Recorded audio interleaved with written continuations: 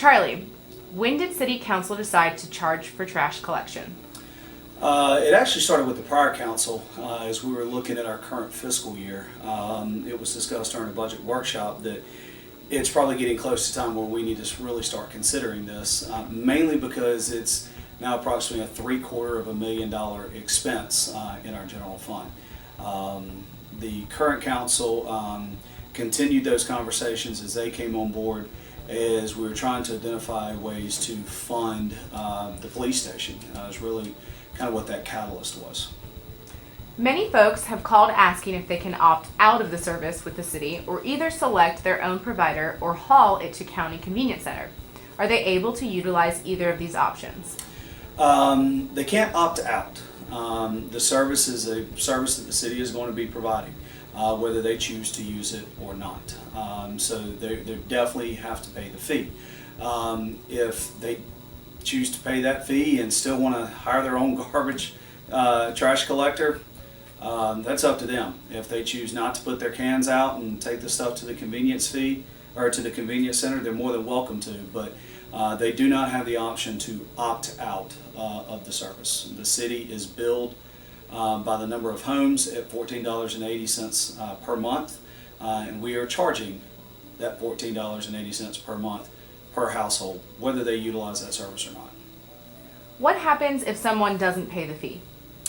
Because the fee is part of, it is an add-on to the utility bill, per city ordinance, the bill is satisfied by first paying for the trash collection fee, which is the $14.80, then any outstanding balances or penalties and fees, then the sewer portion of their bill, and then the water portion of the bill, which is customary with other cities that do charge this, which is most other cities in South Carolina.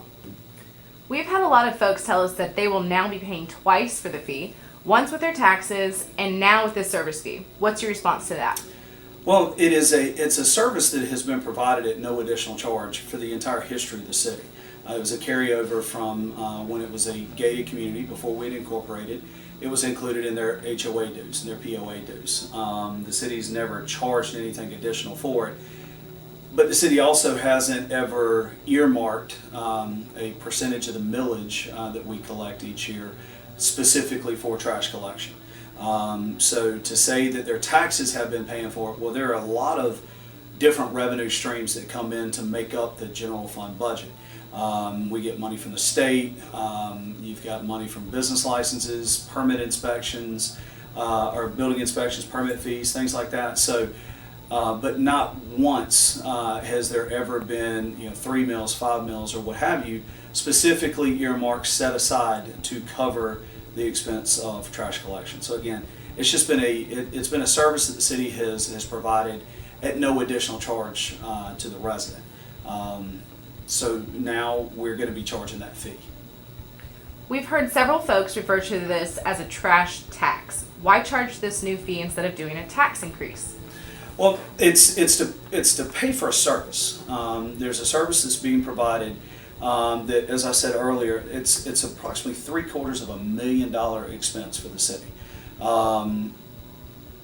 If you charge it into a tax, first and foremost, it's how much you're paying is going to be dependent upon the assessed value of your home. So to capture that amount of money in a tax, you're looking at approximately 11 to 12 mil tax increase for the coming year.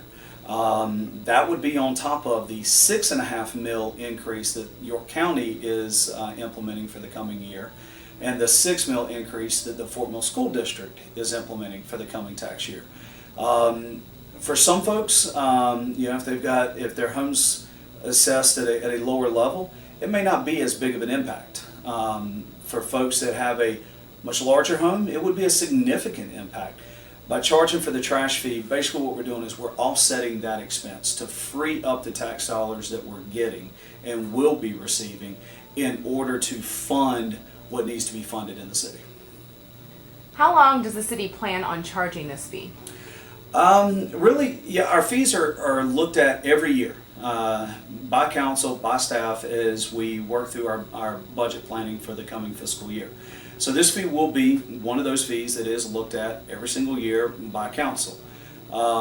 If I were to venture a guess, I mean, our current contract with Signature Waste goes until 2022.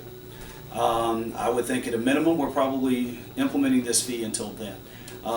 At that point in time, council can make a decision to no longer offer trash and recycle service and let residents kind of go their way with it, whether it's taking it to the convenience center or hiring their own trash collector.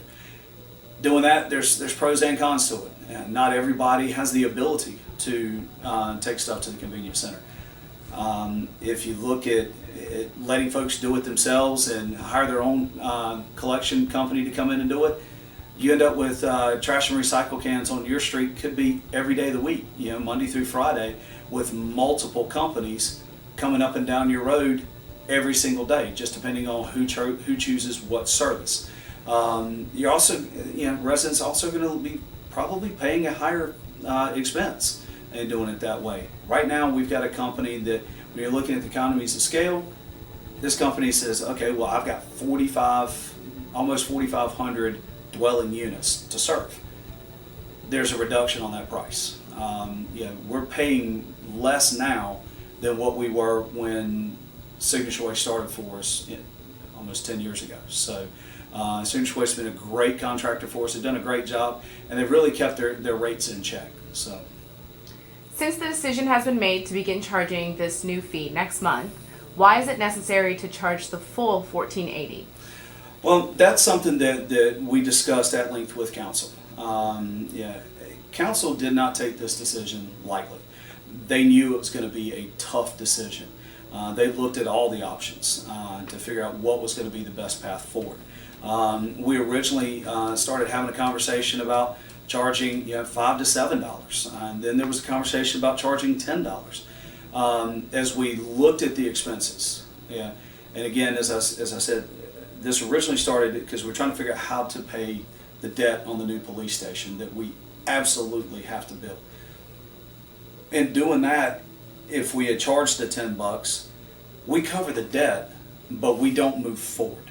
Okay, it doesn't cover the cost of the dispatchers that folks have been hammering on us to bring back ever since we started outsourcing them back in 2010. Now, once we get our new facility built and get it open, you're going to have somebody in our police station 24 hours a day, 7 days a week. If you have a need, you'll have a face to talk to. That comes at an expense. There were other things that came out of our strategy planning meeting workshop with City Council back in the spring. This council has made it, given us direction as staff, that we need to start investing dollars back into the city, into our facilities, into our infrastructure, and rightfully so. For the last 10 years, our focus has really been building up our cash reserves, which we absolutely needed to do. We were able to do that without a tax increase because we were growing our tax base to the tune of, we added over 1,600 new homes over that 10-year period. That's a little over 4,300 residents that came in over those 10 years. But that's how we were able to not increase taxes, because we were increasing our tax base. Now we're getting to a point where there's really not that much growth left for the city, even if we wanted to, just because of annexation laws and things like that. So council looked at it and said, we've got to do better, we've got to get better. So charging the full amount allowed us to not just stay even, it allowed us to take a step forward. And by taking that step forward, we're able to hire 3 new firefighters, and that's 1 per shift for the coming year, to help keep our ISO rating down and to help protect the city. During that same time, we've also added several new volunteer firefighters that are responding to calls and being at the station, which is fantastic. It's allowed us to add another maintenance personnel to help with collection of yard debris and working on our streets and keeping the city looking nice. It's allowed us to hire another park maintenance person. I mean, we've got 13 Parks and Rec facilities. That's a lot for a city that geographically isn't very big. We have 2 maintenance personnel to keep up with all those facilities, and that includes our ball fields. So Adding that third one, it's a huge help. It's not the end all be all, but it's a step in the right direction. It also allowed us to to start funding a capital improvements fund. This year it's projected at $190,000. As we're able to build those funds and receive those funds, now we're able to add sidewalks where sidewalks need to be added. We can increase our street maintenance. We can increase the landscaping around the city. That we can redo the bathrooms at Rundy Park that we hear we get a lot of criticism for. We can start looking at Windjammer and Pitcairn Park and kind of reimagining those things and enhancing them. And really focusing on the things in TDK that drew all these folks to our city. Most folks come to the area because of the school district. We're not kidding ourselves. They love the schools, they want to be a part of it. But then, obviously, a lot of people have chosen TDK to call home. What drew them here? It's our parks, it's our greenways, it's that strong neighborhoods and things like that. We've got to be able to reinvest in those things. And if we can't grow our tax base anymore, and folks just aren't on board with significant tax increases, we're really limited on what we can do. Yes, the police station was the catalyst for the conversation, but it wasn't the sole purpose of. Mr. Funderburk, I appreciate your time. Thank you for answering my questions, and I hope this helps. Great, thank you.